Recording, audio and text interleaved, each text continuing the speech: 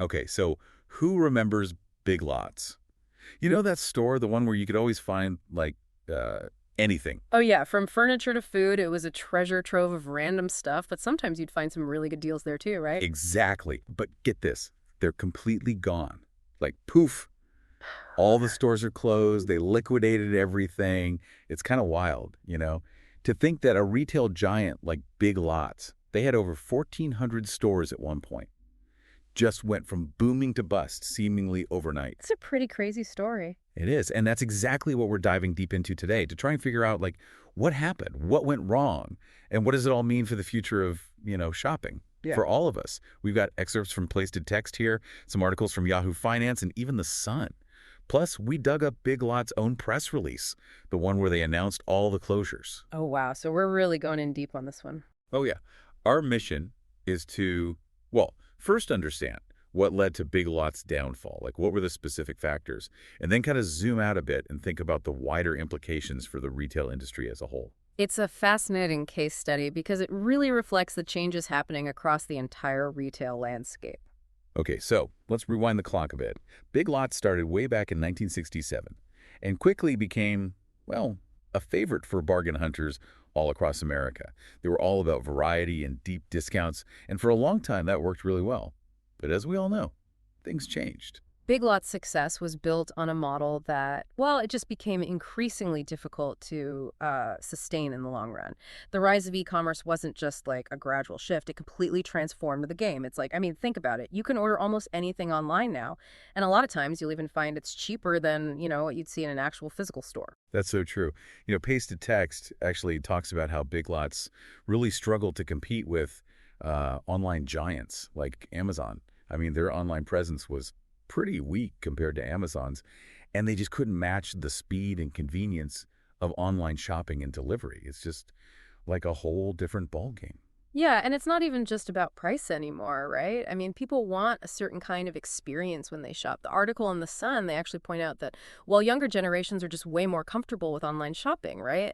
And they're not just looking for, like, rows and rows of discounted stuff. They're looking for something that feels a bit more curated.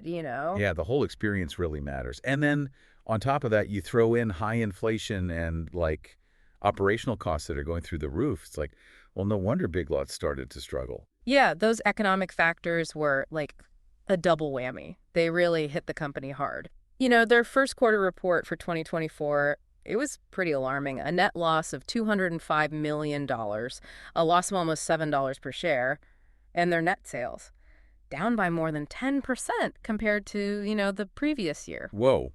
I mean, that's a pretty clear signal that something is seriously wrong. Definitely. And that's what led to them, well, they filed for Chapter 11 bankruptcy protection in September 2024. It was a big move, but, sometimes companies need to do that. Right. Chapter 11. It's like hitting the reset button. Sure. Right. Trying to reorganize their debts and come back even stronger. Exactly. It gives them a chance to, like, restructure things and, hopefully stay afloat. And their first move, well, it was a pretty drastic one. They closed 545 stores, the ones that weren't performing very well. It's like they were, like, desperately trying to stop the bleeding. It makes sense. Well, I guess it wasn't enough in the end. Then we heard about Nexus Capital Management LP. They were trying to acquire Big Lots, right? Yeah.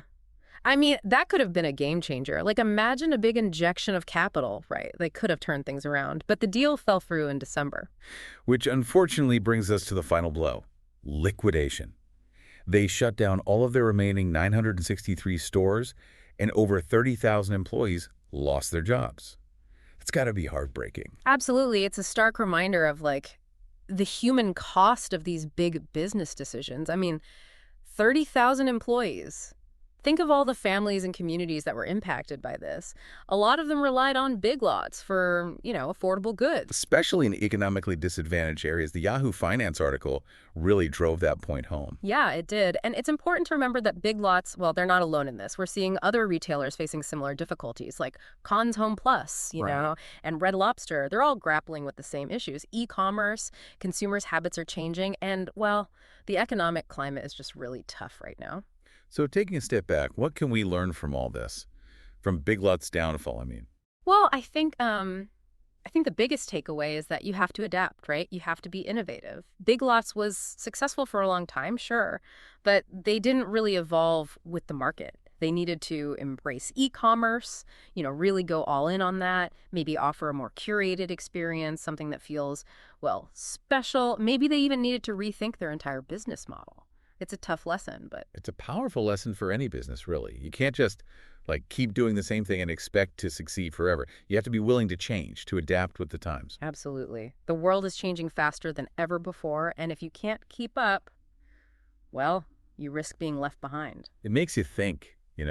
Like, what about the stores we all go to regularly? Are they embracing the online world? Are they offering something that's unique, something you can't just find anywhere else? It's something to think about.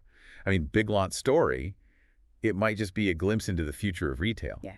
And ultimately, the choices we make as consumers, well, they're going to shape that future. That's a really good point. We all have a part to play in this. We do. All right, that's all the time we have for today's deep dive, but like always, we want you to keep the conversation going. So think about those questions, take a look around at the retail world, and let us know what you find. Until next time. See ya. Today is your lucky day. Today is the day that our $3 website works for you, paying you directly to your PayPal daily. Imagine $3 ongoing continuous payments to your PayPal account. Imagine falling asleep and waking up to $300 in your PayPal account. How would this make you feel? How could this help you? What bills could you pay? What kind of fun could you have? What does that retirement look like now? All for a one-time payment of $3. This website is DFY done for you, fully built and completely hosted, and never stops collecting payments for you.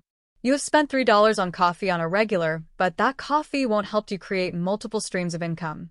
Click the link below.